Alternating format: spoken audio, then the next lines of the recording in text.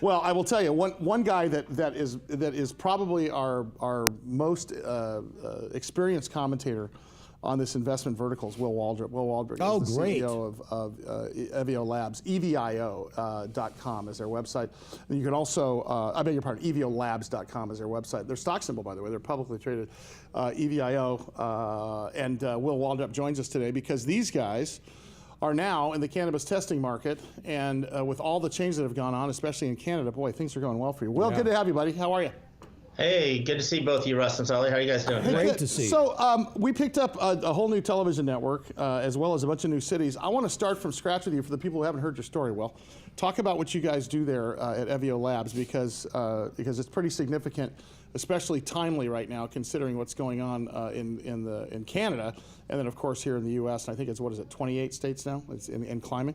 Actually, it's I think 33 now, and 33? We've had additional states go recreational in the midterm election. So a very exciting time here in the industry. So now that most of the states, doesn't it? Well, I got to ask the Fed question. I mean, we're at what? We're at 55% of the states now. Okay. Almost Sessions 60% is gone. of the states. Sessions is gone. Your life's about to get better, is it not?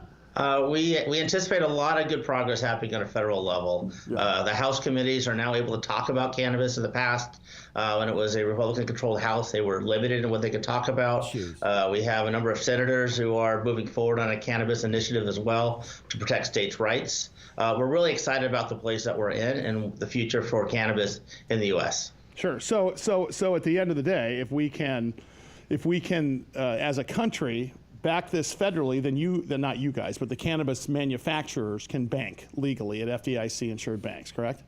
Absolutely, and that's what's key right now is getting FDIC insured banks throughout this industry. It's insane, the dispensaries that have to hold on to the cash, the cultivators, that they can't deposit it, but they have to pay taxes. It just doesn't make any sense. Yeah, that is a little strange, I can tell you that. That's why I've been working on my little dance, similar to Snoopy when he gets happy. Yeah. Also, Russ had an idea for auctions for cannabis companies. Is you give me $10,000 cash, I'll give you a $9,000 check. Made out to the charity of your choice. Hey, talk about Evio Labs, what you guys do, because this is one of the complaints I had about the state of California, where we are domiciled here, is when they went recreational cannabis. There wasn't an infrastructure in place. There was no testing facilities. There was no child-proof packaging. There wasn't any truth in advertising type stuff. They just, okay, we're going to do this. And they realized, okay, we're not prepared to do this. You're a big component of that. Talk about the testing market. Yeah, well, testing is an integral part of the supply chain. Before anything goes to market, it has to be tested by a company like Evio Labs. What do? We test the potency. How strong is it? Make sure it's free of any impurities, no pesticides, residual solvents, mycotoxins, anything that could harm you. You need to know what's in there. On the flip side is, of course, you need to know what the benefits are. So we'll do a terpene analysis, so you understand what those benefits are, and how that can inherently help you as an individual. What are terpenes, by the way? It's a great place to be. What are terpenes? Well, I've heard, we know what cannabinoids are. Cannabinoids are plant-based cool things that make your body do things. They're found in several plants. But what are terpenes? Is that an element in CBD or cannabis?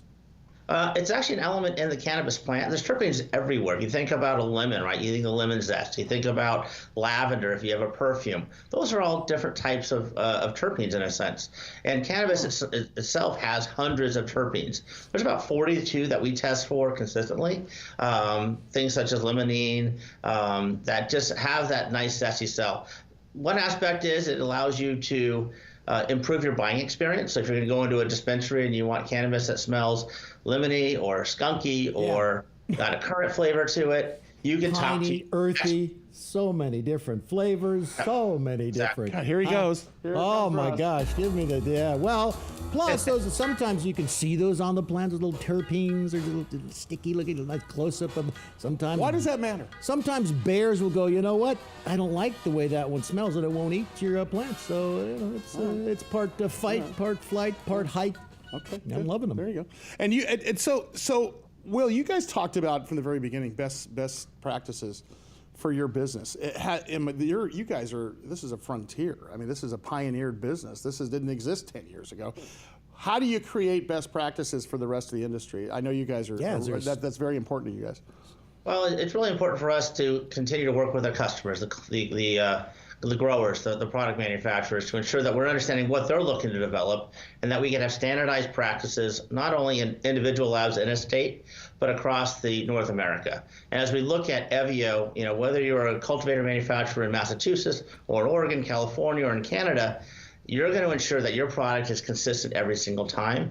And that's important when you're a consumer, when you're looking to buy a product that is treating an ailment, whether you're dealing with psoriasis or anxiety or PTSD. You want to ensure you're getting a consistent dosage of product time and time again.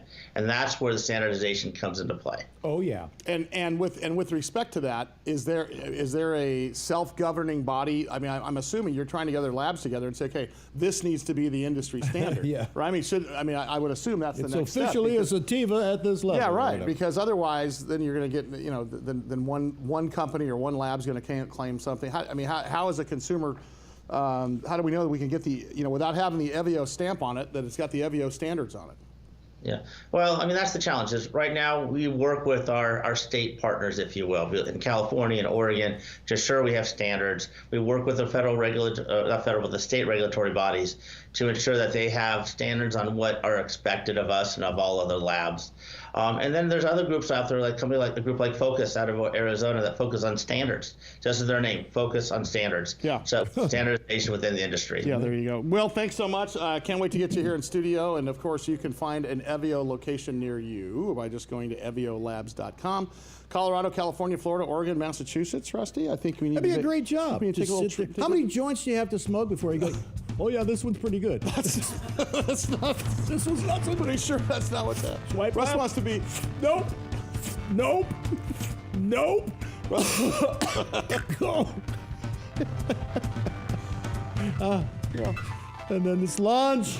I'm really hungry. BigBizShow, BigBizShow.com.